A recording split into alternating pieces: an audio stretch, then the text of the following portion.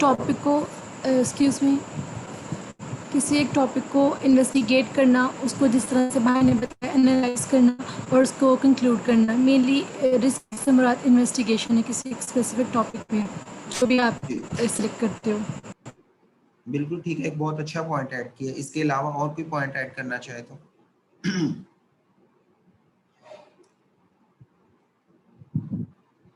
Okay चलिए हम इसको आगे कंटिन्यू करते हैं। बेसिकली हम सिंपल वर्ड्स में आप इन्वेस्टिगेशन भी कह सकते हैं इसको, इसको आप नॉलेज भी कह सकते हैं। सो सिंपल वर्ड में research is basically pool of knowledge regarding a specific topic.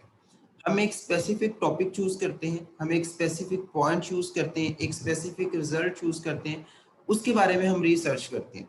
हमने पहले उसके बारे में कुछ ना कुछ लिखा जा चुका होता है, उसके बारे में कोई ना कोई हाइपोथेसिस होती है। So we will research that topic. Research mean कि उसके बारे में दोबारा से सर्च करना है, दोबारा से उसको ढूंढना है, उसकी प्रैक्टिकलिटी देखनी है, उसके बारे में हमने इन्वेस्टिगेट करना है, उसके बारे में हमने लोगों से पूछना है। So basically, it's a pool of knowledge regarding a certain topic, a certain point, a certain result. So हम इसको pool of knowledge simple word में कह सकते हैं। तो उसके बाद प्रोस्पेक्ट्स, ये हम ऑलरेडी डिस्कस कर चुके हैं कि मैंने आपको बताया था कि CIP में इसका क्या जो है वो रोल है। उसके अलावा जो अगर आपने बाहर जाना है, अब्रॉड जाना है, उसमें इसका क्या रोल है।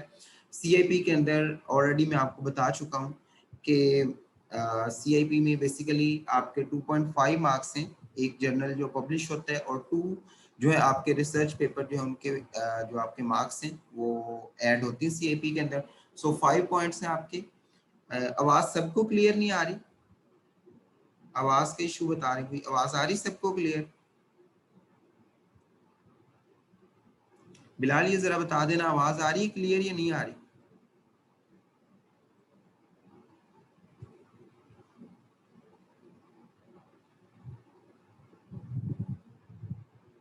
अच्छा आ रही। अच्छा अगर किसी के मेरे ख्याल में ब्रेक हो रही तो वो आपके नेट का इशू, आप अपना जरा नेट का इशू चेक कर लें। सो उसके अंदर फिर बाद में बता दीजिएगा। ओके सो मैं बात कर रहा था इसके प्रोस्पेक्ट्स की कि इसका फायदा क्या। फायदा हम ऑलरेडी डिस्कस कर चुके थे। नंबर 1, मार्क्स के अलावा जो हमने फायदे गिने थे उसमें हमने ये कहा था कि सबसे पहले आपका पढ़ने का, आपका सोचने का, हर चीज का पॉइंट ऑफ व्यू बदल जाता है। हमने उस दिन बहुत सारी एग्जांपल डिस्कस की थी कि हम अपने इर्द गिर्द जब भी कोई चीज ऑब्जर्व करेंगे तो हमें बहुत सारे टॉपिक्स मिलेंगे, हम इस चीज पे भी रिसर्च कर सकते हैं, ये चीज भी पे भी रिसर्च हो सकती है। सो हमने उस दिन बहुत सारी चीजें डिस्कस की थी। सो ये वही चीज है कि इसके रिसर्च पेपर के मार्क्स हैं। उसके अलावा अगर आप अब्रॉड जाना चाहते हैं तो उसमें आपके पॉइंट्स होते हैं बेसिकली कि आपके अगर क्योंकि आपको पता अगर आप यूएसए में नहीं कर रहे हैं तो पार्ट 1 एंड पार्ट 2 है, तो पार्ट 2 के बेसिकली मार्क्स अब कंसीडर होंगे। इसके अलावा आपके जो पार्ट 1 है वो पास फेल हो गया है, तो ऐसे स्टूडेंट्स जिनके 240 से 250 की रेंज में है, या 230 से 240 की रेंज में है, या 250 से 260 की रेंज में CK2 के मार्क्स, तो उनके रिसर्च की बेस पे ही उनको डिस्टिंग्विश किया जाएगा। सो एक सर्टेन जो आपकी मार्क्स होंगे, उन मार्क्स के दरमियान जितने भी लोग होंगे देखा जाएगा किसकी जो CV अच्छी है। सो CV के अंदर आपके पब्लिकेशन का, आपके रिसर्च का एक बहुत पॉजिटिव रोल होगा। वो हम ऑलरेडी सारी चीजें डिस्कस कर चुके थे। सो अब्रॉड जो जाना चाहते हैं उसके बारे में हम ऑलरेडी डिस्कस कर चुके। उसके बाद हमने एथिक्स की बात की थी, रिसर्च एथिक्स। उस दिन भी मैंने आपको बताया था कि आपने 3 चीजें जहन में रखनी है। जी जी अब आवाज खराब हो रही सर है। सर लास्ट स्लाइड के अंदर 2 पॉइंट्स थे, वो एक्सप्लेन कर दे प्लीज। ओके मैं कर देता हूँ।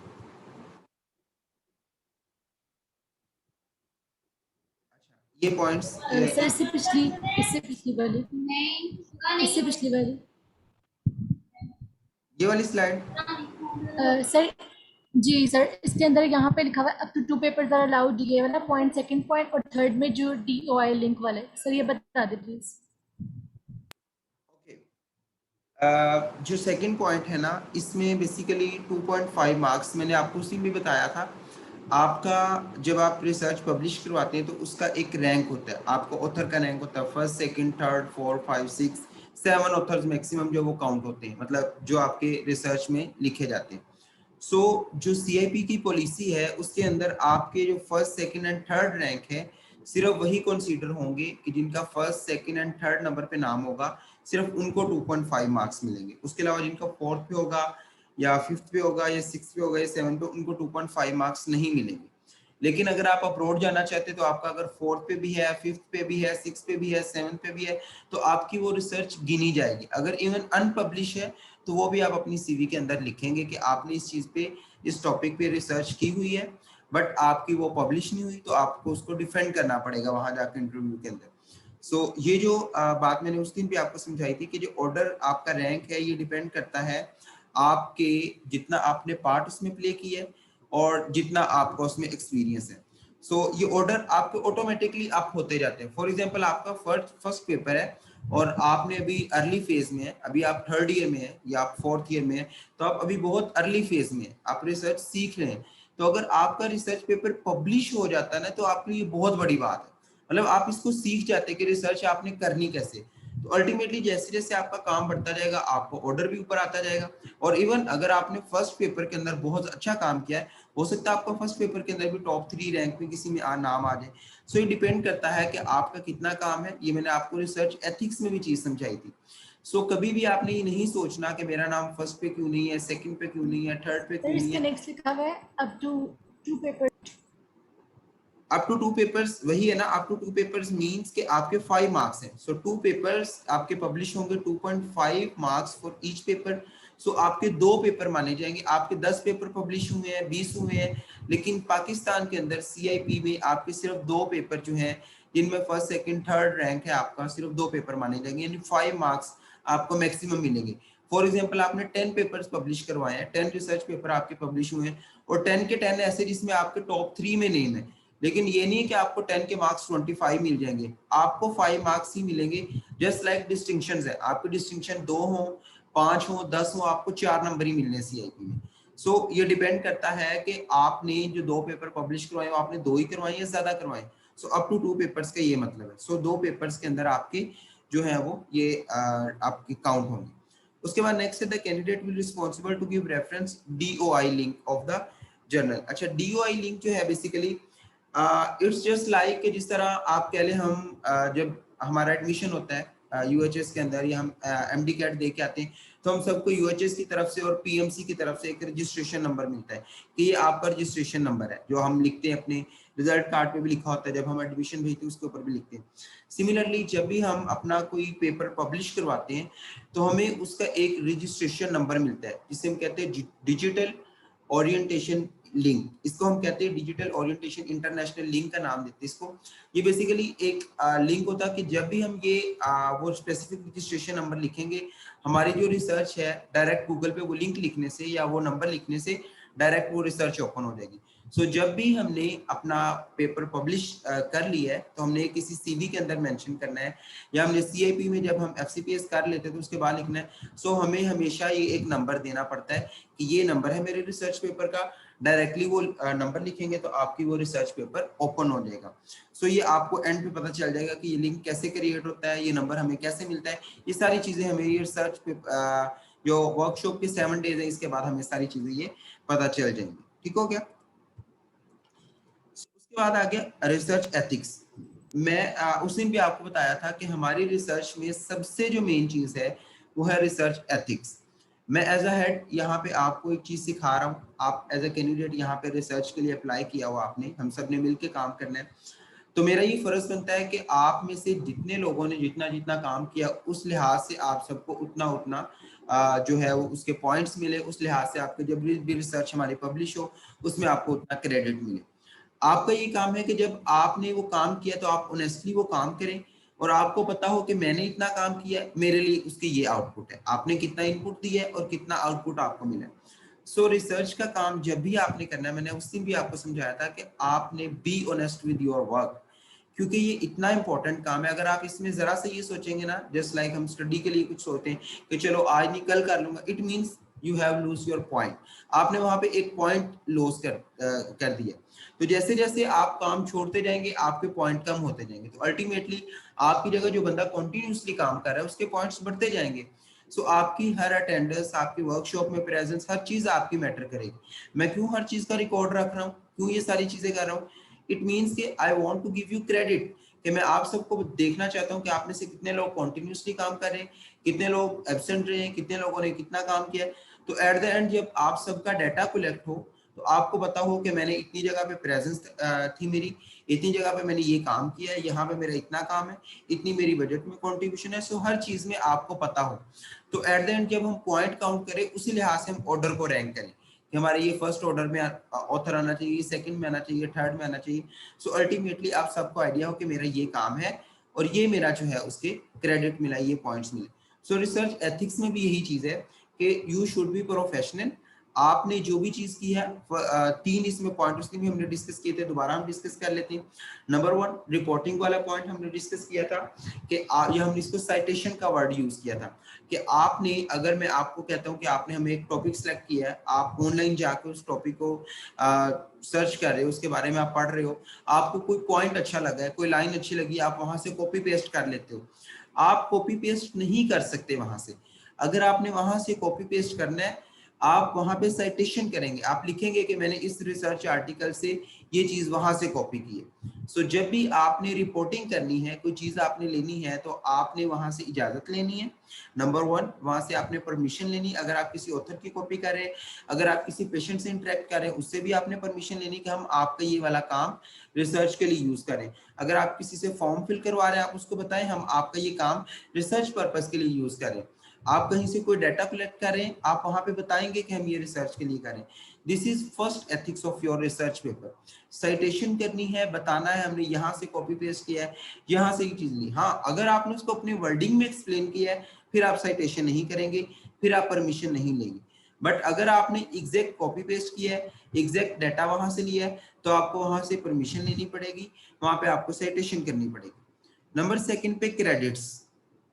क्रेडिट्स में मैंने आपको भी जैसे बता रहा था, नंबर 1 तो अमंग द टीम, हमारी टीम के दरमियान जो क्रेडिट्स हैं वो डिवाइड होने चाहिए, जिसके लिए मैं डे 1 से कोशिश कर रहा हूँ।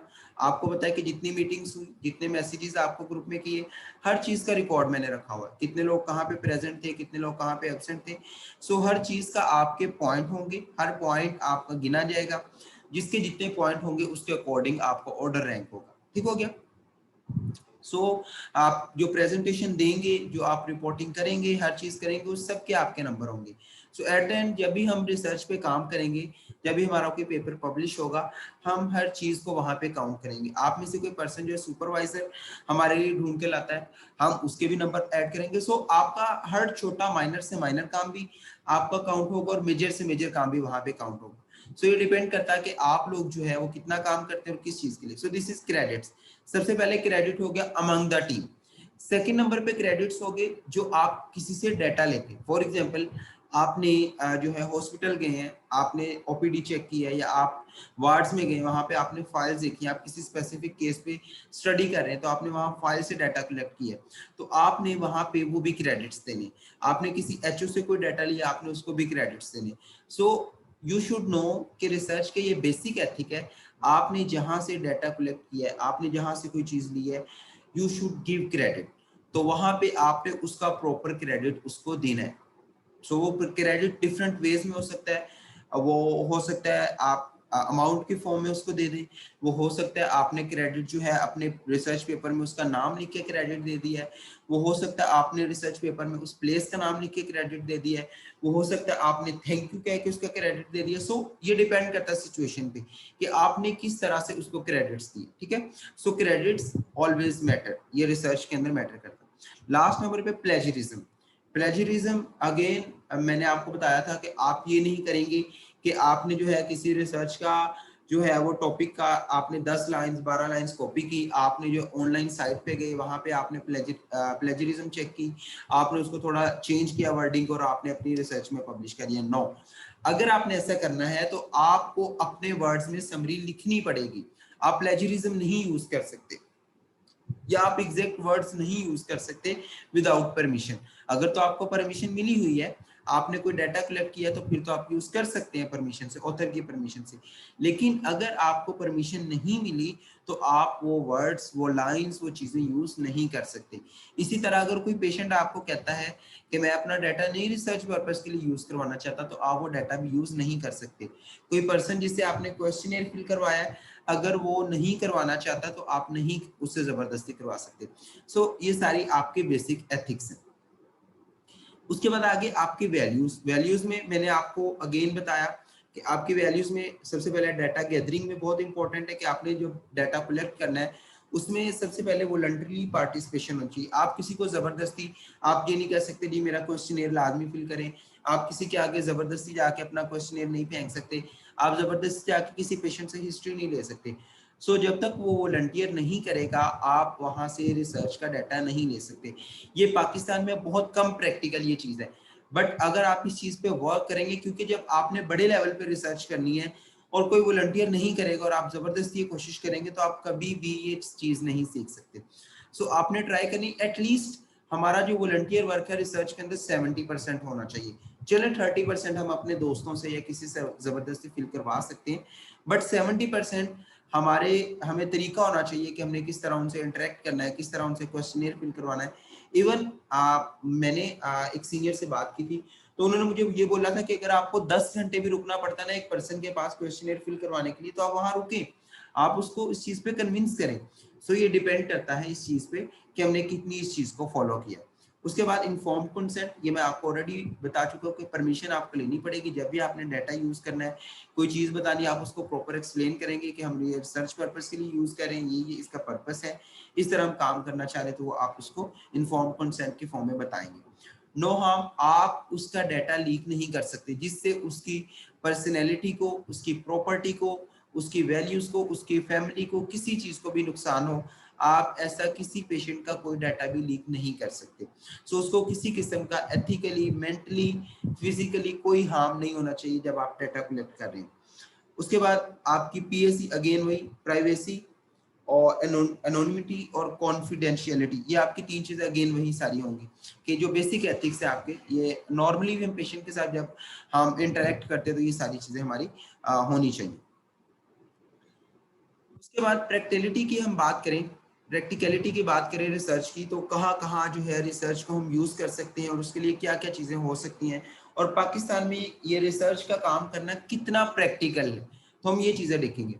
नंबर 1, अगर हम बात करें इसमें यूटिलाइजेशन ऑफ टाइटल, जब भी हम टाइटल सेलेक्ट करते हैं, हम उस दिन भी बात की थी, ये बहुत इंपॉर्टेंट हमारा काम होता है टाइटल को सिलेक्ट करना, कि हमने टाइटल को कैसे सिलेक्ट करना है, टाइटल के लिए कितना टाइटल जो है वो यूजफुल है हमारी कम्युनिटी के लिए, कितना टाइटल यूजफुल है हमारी मेडिकल फील्ड के लिए। सो नंबर 1 ये हमारे लिए प्रायोरिटी बेस होना चाहिए। उसके बाद फिजिबिलिटी ऑफ स्टडी डिजाइन, हमने कोई ऐसा टॉपिक तो नहीं सिलेक्ट कर लिया जिसकी फिजिबिलिटी नहीं, लाइक हम जो है वो ये देखना चाह रहे हैं कि जी जो श्रीलंका है वहां पे जो है डेंगू के पेशेंट कैसे होते हैं, तो वहां पे श्रीलंका में तो नहीं जा सकते, तो हम कैसे उस पर स्टडी कर सकते हैं। सो ये चीज आपने जहन में रखनी है। लास्ट टाइम भी एक इशू आया था कि कोविड के अंदर कुछ लोगों ने जो है वो फेक 1-2 रिसर्च की, लाइक शॉप से रिलेटेड और उससे रिलेटेड, तो जब वो रिसर्च आगे पब्लिश होने के लिए गई तो उन्होंने फौरी तौर पे रिजेक्ट कर दी, क्योंकि उन्होंने कहा जिस दिन जब आपने ये डाटा जिन डेट्स में कलेक्ट किया हुआ, हमने वो डेट्स भी लिखनी होती हैं, उन डेज में तो लॉकडाउन था, शॉप्स बंद थी, तो आपने डाटा कैसे कलेक्ट किया। सो आपने जब भी कोई टॉपिक सिलेक्ट करना तो फेकनेस का वहीं से पता चल जाता है कि आपने जिन डेट्स में स्टडी किया उसमें फिजिबिलिटी क्या है, आपने जिस एरिया में स्टडी किया वहां पे फिजिबिलिटी क्या है। फॉर एग्जांपल हम पाकिस्तान में जो है वो कोविड के पेशेंट का बारे में स्टडी करना चाहते हैं और हम जो है वो इंडिया के अंदर करना चाहते हैं, हम तो वो डिपेंड करता है हमारा एरिया वाइज। सो क्या हमारे लिए इंडिया में जाना फिजिबल है, नहीं है फिजिबल, सो वहां पे हम एज अ स्टूडेंट वहां पे जा सकते हैं, नहीं जा सकते। इसी तरह बहुत सारी सर्जरीज के बारे में अगर हम रिसर्च करना चाहें तो एज अ स्टूडेंट हमारी वहां तक एक्सेस नहीं है, तो हम कैसे वहां पे जाके वो चीज कर सकते हैं। सो जब भी आपने कोई टॉपिक चूज करना है, कोई टॉपिक सिलेक्ट करना है, सो यू शुड नो कि इसकी फिजिबिलिटी है या नहीं है। हम फॉर एग्जांपल बायोकेमिस्ट्री की कोई रिसर्च कर रहे हैं, तो अगर हम ये सोचें कि हमने फॉर एग्जांपल डीएनए म्यूटेशन किसी स्पेसिफिक जीन की उस पर हमने रिसर्च करना है या स्पेसिफिक जीन की म्यूटेशन पे करना है, तो हमारी लैब तक एक्सेस ही नहीं है, हमारे पास इतना बजट ही नहीं है कि हम इतने महंगे महंगे टेस्ट करवाएं पेशेंट के, तो हमारे लिए वो प्रैक्टिकल नहीं होगा। सो फिजिबिलिटी ऑफ स्टडी डिजाइन भी होना चाहिए। उसके बाद कल्चरल बैरियर जो मोस्ट इंपॉर्टेंट है, फॉर एग्जांपल अगर हम मेल जो है स्टूडेंट स्टडी करना चाहते हैं तो गायनी से रिलेटेड स्टडी करना हमारे लिए मुश्किल है। इसी तरह जो फीमेल स्टूडेंट है उनके लिए किसी मेल के कोई ऐसे मतलब जेंडर रिलेटेड किसी चीज की स्टडी करना मुश्किल है। सो जहाँ पे बैरियर आ जाए वहां पे भी थोड़ा मुश्किल होता है। बट ये अगेन डिपेंड करता है कि हम किस इन्वायरमेंट में स्टडी करें, किस जगह स्टडी करें। अगर हम हॉस्पिटल में करें तो फिजिबल हो सकता है, अगर हम आउटसाइड द हॉस्पिटल करें तो हमारे लिए फिजिबल नहीं हो सकता। सो अगेन ये भी डिपेंड करता है आपके कल्चरल बैरियर पे कि आप जो है मेल पेशेंट, जो मेल हमारे स्टूडेंट्स हैं वो किस तरह इंटरेक्ट करेंगे फीमेल पेशेंट से, फीमेल पेशेंट जो है फीमेल जो हमारे स्टूडेंट्स हैं वो कैसे इंटरेक्ट करेंगे मेल पेशेंट से, इसी तरह जो हमारे अंडर जो ऑब्जर्वेशन सारे लोग होंगे उनसे कैसे इंटरेक्ट करेंगे। सो ये कल्चरल बैरियर्स आ जाते हैं। उसके बाद lab access which is most important कि हमारे पास हो सकता है बजट ना हो, लैब में एक्सेस ना हो, हम उस तरह की मशीनरी ना यूज कर सकते हो। सो ये सारी चीजें जो है वो डिपेंड करती हैं इस चीज पे। उसके बाद पिंडेमिक के अंदर जो है वो रिसर्च करना बहुत मुश्किल काम है, आपको पता है। तो ऐसा कोई भी हम टॉपिक सिलेक्ट नहीं कर सकते जो पिंडेमिक के अंदर हम वहां तक हमारी अप्रोच ना हो। उसके बाद स्टडी डिजाइन की बात करें तो हम इसमें बेसिकली जो मेन पॉइंट है सिर्फ वो डिस्कस करेंगे क्योंकि मीटिंग का जो टाइम है वो ऑलमोस्ट एंड होने वाला है। तो आई थिंक फीफा है इसमें, अटेंडेंस मार्क कर लीजिएगा इस वाले सेशन की, फिर हम नेक्स्ट स्टार्ट करते हैं। सो स्टडी डिजाइन जो है आपका एक्सपेरिमेंटल हो सकता है और ऑब्जर्वेशनल हो सकता है। एक्सपेरिमेंटल जो है आपका आरसीटी, ये आरसीटी बहुत हायर लेवल की स्टडी है और चूंकि हम एक्सपेरिमेंटल स्टडीज नहीं कर सकते, हम सर्जरीज के लेवल पे जाके और इस तरह की स्टडी नहीं अपने लेवल पे कर सकते। सो ये एक्सपेरिमेंटल स्टडी को हम इस लेवल पे स्किप करते हैं। सो हम कोशिश करते हैं हम ऑब्जर्वेशनल स्टडीज को जो है उस लेवल तक जाए। उसमें भी हमारा इंडिविजुअल बेस्ड स्टडी हो सकती है और पॉपुलेशन बेस्ड स्टडी हो सकती है। सो जो मोस्ट कॉमन स्टडी हम करते हैं वो क्रॉस सेक्शनल स्टडी है और जो पॉपुलेशन बेस्ड हम स्टडी करते हैं वो इकोलॉजिकल स्टडी है। इसके अलावा कोहोर्ट स्टडी होती है हमारे पास और केस कंट्रोल होता है। ये दो बिल्कुल डिफरेंट चीजें हैं, हम आगे इसकी प्रॉपर डिस्कशन करेंगे। केस कंट्रोल क्या होता है और हमारे पास लॉन्गिट्यूडनल स्टडी क्या होती है हम आगे डिस्कस करेंगे, क्रॉस सेक्शनल स्टडी को भी। ओके, उसके बाद सिर्फ इस स्लाइड में दो चीजें आपको मैं समझाना चाहूंगा कि आपके लिए जो सबसे इंपॉर्टेंट है वो है आपके लिए क्रॉस सेक्शनल स्टडी, जिस पे हमने काम करना है और जिस चीज पे हमने सारी चीजें देखनी है। अच्छा, ये हमारे पास ना तीन हमारे पास जो है वो चीजें, एक हमारे पास स्टडी जो है वो पास्ट के बारे में हम सीखेंगे कि पास्ट में जो चीजें गुजरेगी उसके बारे में स्टडी करना। उसके बाद प्रेजेंट में जो चीजें प्रेजेंट है उसके बारे में स्टडी करना और फ्यूचर के बारे में हमारी डिस्कशन जो है। ये तीन चीजें हमारी मैटर करती हैं रिसर्च के अंदर।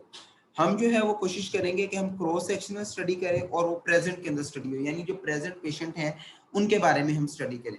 उसके बाद हम इसको देखते हुए फिर हम प्रोस्पेक्टिव स्टडी करेंगे, कोहोर्ट स्टडी करेंगे हम, जिसमें हम इंसिडेंस और प्रेवलेंस की बात करेंगे।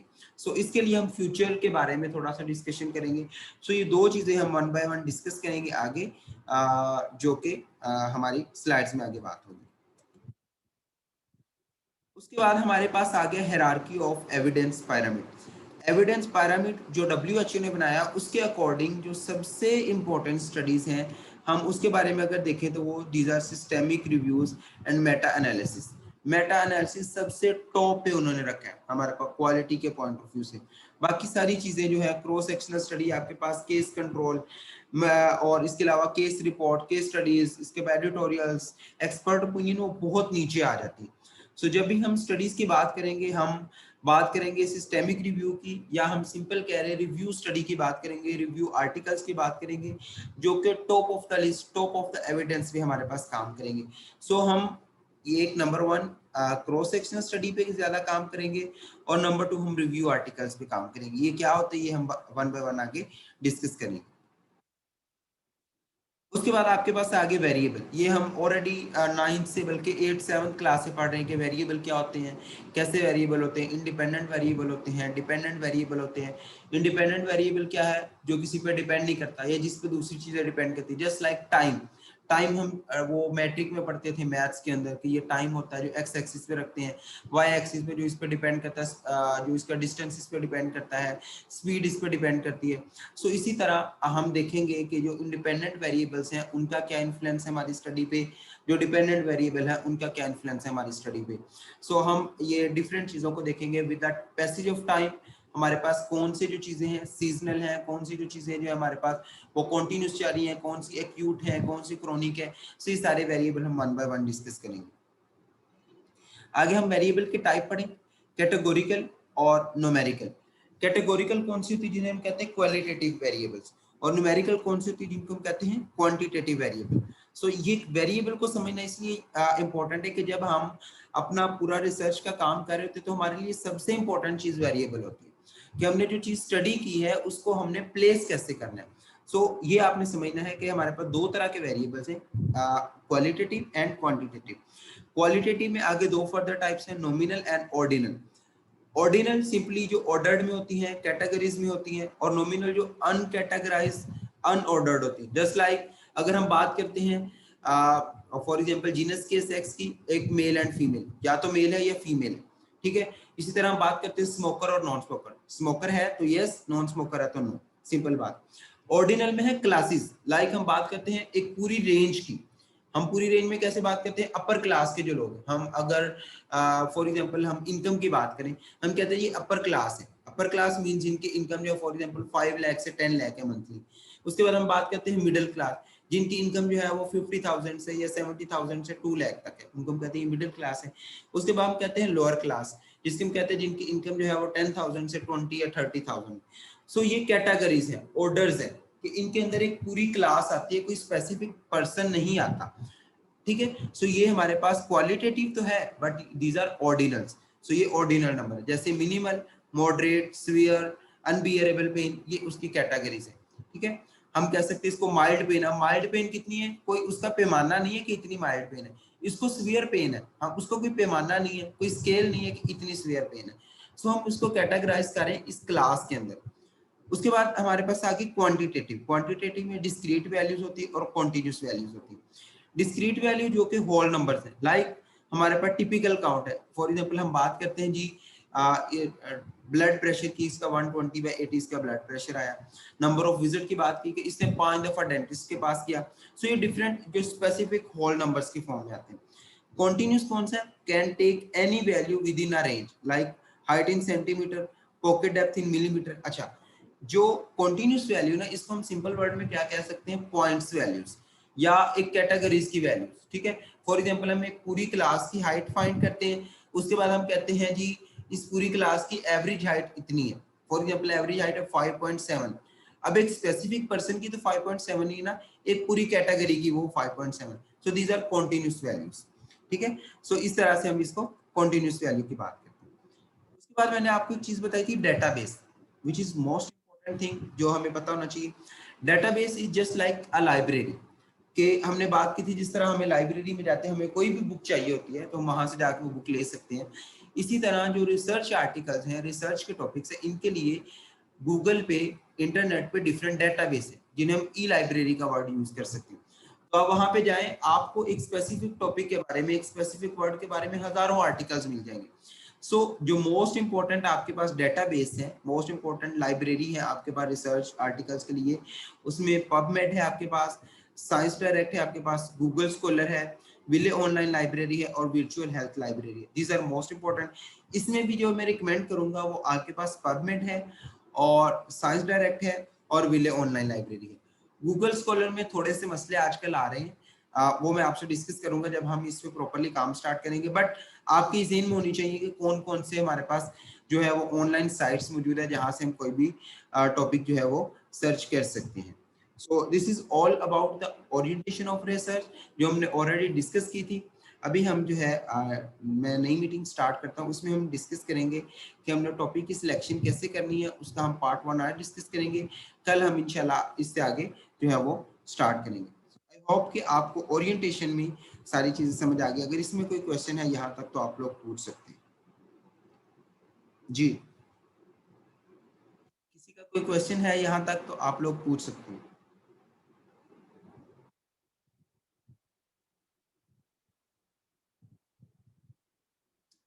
आई थिंक यहाँ तक नहीं तो इंशाल्लाह हम अभी नई मीटिंग स्टार्ट करते हैं, तो उसके बाद जो है नेक्स्ट मीटिंग पे चलते हैं। यार ये जो वेबसाइट्स हैं किस लिए हैं?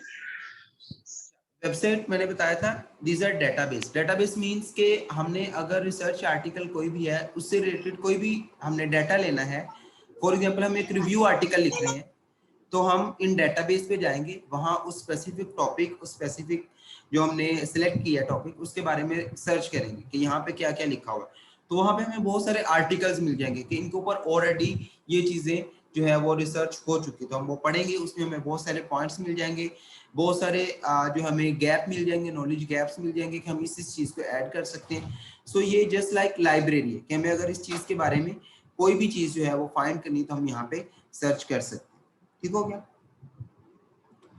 उसके बाद यहाँ कुछ मतलब मुझे समझने लगी कि डाटा जो है वो हम तो यहाँ से मतलब हाइपोथेसिस ले सकते हैं ना वेबसाइट से, डाटा तो हमने खुद नहीं कलेक्ट करना होगा या नहीं हमें नहीं एक नहीं साइट से कलेक्ट करना डाटा? नहीं नहीं नहीं नहीं दो तरह के मैंने आर्टिकल बताए हैं। एक होता है review article. Review article means आपने कुछ भी प्रैक्टिकल नहीं करना, आपने कुछ भी डाटा कलेक्ट नहीं करना, आपने जस्ट जो है आर्टिकल रीड करने, आपने कोई एक स्पेसिफिक टॉपिक आपने चूज किया, जस्ट लाइक आपने कहा जी जो स्मोकर्स हैं, जो स्मोकर पर्संस हैं, उनका जो है लंग कैंसर के साथ क्या उनकी एसोसिएशन है, हमने ये टॉपिक चूज किया। अब हम क्या करेंगे, क्योंकि ये कॉमन एग्जांपल है इसलिए हम इसको एग्जांपल के तौर पे ले रहे हैं, तो हमने ये सोचा कि इसकी क्या एसोसिएशन, हम इस पे एक रिव्यू आर्टिकल लिखना चाह रहे हैं। तो हम क्या करेंगे, हम स्मोकर्स के पास नहीं जाएंगे, हम ऑनलाइन सर्च करेंगे इन सारे डेटाबेसेस पे कि लोगों ने इसके बारे में क्या क्या लिखा हुआ है। हम सारे लोगों की ओपिनियन पढ़ के फिर हम अपने अपने तौर पे ओपिनियन देते हुए हम एक रिव्यू आर्टिकल लिखेंगे कि हमारे मुताबिक ये इसके बारे में ये इसके कॉजेज है, ये इसके इफेक्ट्स है, ये रिव्यू आर्टिकल, ये है डेटाबेस से डाटा कलेक्ट करके उसके बारे में एक रिव्यू आर्टिकल लिखना। इसमें हमें कोई जरूरत नहीं हम क्वेश्चनेयर बनाएं, इसके लिए कोई जरूरत नहीं हम किसी पर्सन के पास जाएं, जस्ट हमने डाटा कलेक्ट करना है, उसको उसी तरह हमने अपने अकॉर्डिंग उसको अरेंज करना है, उसके वही सारी चीजें पूरी करनी है और उसको हमने रिव्यू आर्टिकल। और ये सबसे मुश्किल काम है, क्यों? क्योंकि हम ना तो वहां से कॉपी पेस्ट कर सकते हैं, ना हम वहां से प्लेजरिज्म कर सकते हैं, हमने सारी चीजें अपनी वर्डिंग में दोबारा से लिखनी है। सो हम वहां से कोई चीज भी नहीं उठा सकते, कोई लाइन भी नहीं उठा सकते। सो इसलिए इसको एविडेंस की टॉप पे रखा गया कि आपने अगर रिव्यू आर्टिकल लिखना है सो ये टॉप एविडेंस है, बिकॉज जब भी जिस बंदे ने रिव्यू आर्टिकल लिखना है उसे एटलीस्ट 1000-2000 आर्टिकल पढ़ने पड़ेंगे अपने रिव्यू आर्टिकल लिखने के लिए, जबकि जब जिस बंदे ने क्रॉस सेक्शनल स्टडी करनी है उसको मैक्सिमम 50-60 लोगों से मिलना पड़ेगा, जो स्मोकर है मैक्सिमम 100 लोगों से मिलना पड़ेगा। 100 स्मोकर से मिलना आसान है, उसके बारे में स्टडी करना आसान है, एज कम्पेयर टू कि आप 1000 आर्टिकल पढ़े, आप 2000 आर्टिकल पढ़े। सो रिव्यू आर्टिकल को इसलिए टॉप ऑफ द एविडेंस पे रखा गया है कि अगर आपने रिव्यू आर्टिकल लिखना है। ठीक हो गया? सो अभी ये टाइम एंड हो गया, तो हम नेक्स्ट मीटिंग स्टार्ट करते हैं। यार ये